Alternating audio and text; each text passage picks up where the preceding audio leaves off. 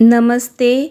આજે મારા રસોડામાં બની રહ્યું છે ફ્લાવર અને વટાણાનું એકદમ ટેસ્ટી શાક, તે પણ ઘરના જ મસાલાથી. તો એના માટે મેં ફ્લાવર અને વટાણા ધોઈ અને સરસ નિતારી લીધા છે. ગરમ પાણીમાં સરસ ધોઈ લીધા છે અને એના વઘાર માટે મેં કડાઈમાં ઓઇલ મૂકી દીધું છે.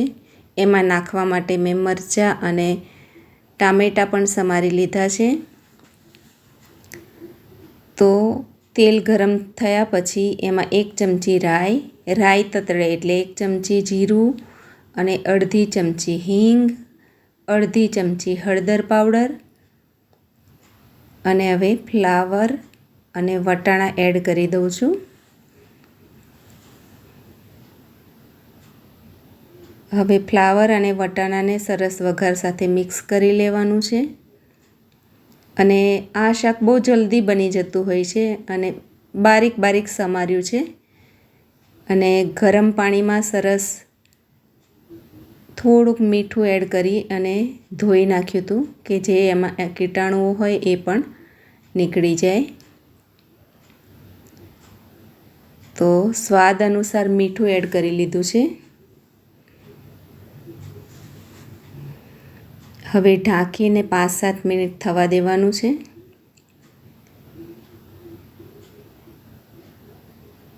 અને આમાં પાણી એડ કરવાનું નથી કેમ કે સૂકું શાક બનાવી રહી છું. અને એકદમ ઘરના મસાલાથી, રોજિંદામાં જે આપણે મસાલા યુઝ કરીએ છીએ એ જ મસાલાથી હું બનાવી રહી છું. તો વટાણા સરસ ચડી ગયા છે અને ફ્લાવર પણ ચડી ગયું છે. હવે લીલા મરચાં અને ટામેટાં એડ કરી દઉં છું. 2 નાની સાઈઝના ટામેટાં અને 2 મરચાં એડ કર્યા છે. એને પણ સરસ મિક્સ કરી લેવાનું છે.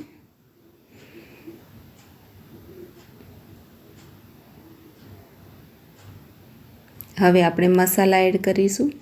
તો એમાં ધાણા જીરું પાવડર 1 ચમચી, ગરમ મસાલો 1 ચમચી, લાલ મરચું પાવડર 1 ચમચી.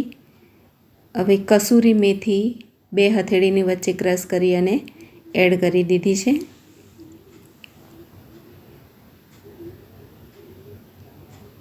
આ ખૂબ જ ટેસ્ટી શાક બનતું હોય છે, જે આપણે દાળ ભાત યા તો કઢી ખીચડી સાથે પણ ખાઈ શકીએ અને પરાઠા, રોટી યા તો રોટલો એની સાથે પણ ખાઈ શકાય. તો ફ્લાવર અને વટાણાનું શાક બની અને તૈયાર છે.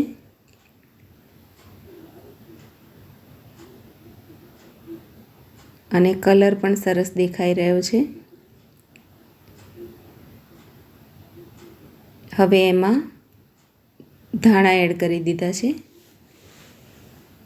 મિત્રો, મારી ચેનલ પર નવા હોય તો મારી ચેનલને સબસ્ક્રાઈબ કરો. મારો વિડીયો થોડો પણ સારો લાગે તો મારા વિડીયોને શેર કરો, લાઈક, કોમેન્ટ કરો. અને તમે પણ એકદમ આસાન તરીકાથી આવી સબ્જી બનાવો, જે બહુ જલ્દી બની જતું હોય છે અને ખાવામાં ખૂબ જ ટેસ્ટી લાગતું હોય છે. તો તમે પણ મારી રીતે ફ્લાવર અને વટાણાનું શાક બનાવો અને એન્જોય કરો.